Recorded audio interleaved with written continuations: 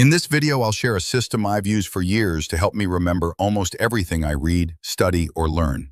The system works because it breaks reading into two stages: consumption and digestion. Most people obsess over consumption, reading faster, binging audiobooks, speeding through lectures. But learning doesn't come from cramming in more. It comes from what stays in your brain. That's digestion, the step most people neglect. So, is it possible to remember everything you read? Not really. And that's okay, because remembering everything shouldn't even be the goal. Take Kim Peek, for example. He inspired the movie Rain Man and could memorize entire books word for word. Yet, despite his incredible recall, he struggled with reasoning and problem solving. If the test was pure memorization, he'd win.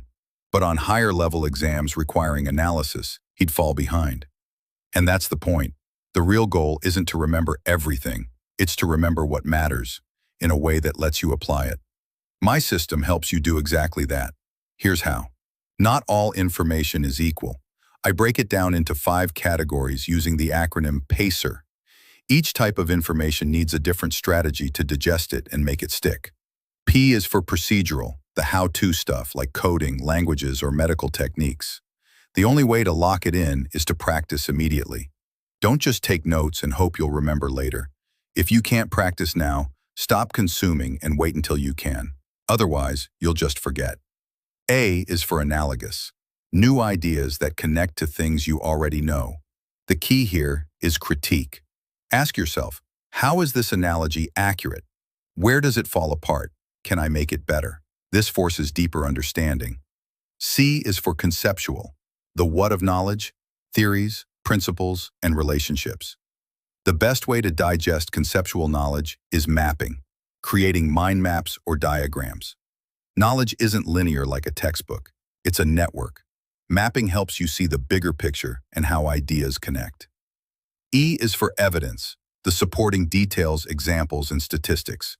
Store these somewhere, your notes, a second brain app, or flashcards. Then rehearse them later by applying them, in practice questions, essays, or teaching. R is for reference. Small, detailed facts you might need to recall, like formulas, definitions, or gene names. Store them like evidence, but rehearse them differently, with spaced repetition tools like Anki, since they're usually about quick recall. Here's the principle that ties everything together. Consumption and digestion must stay balanced. If you just keep consuming without digesting, it's like overeating. You end up forgetting almost everything. But if you slow down, spend less time reading and more time digesting, your retention skyrockets. So, the next time you're learning, don't just ask, how much can I read? Ask, am I digesting what I've read? Because real learning isn't about stuffing your brain. It's about making knowledge usable. And that's the power of PACER, a simple system to make sure what you learn actually stays with you, and more importantly, that you can use it when it matters.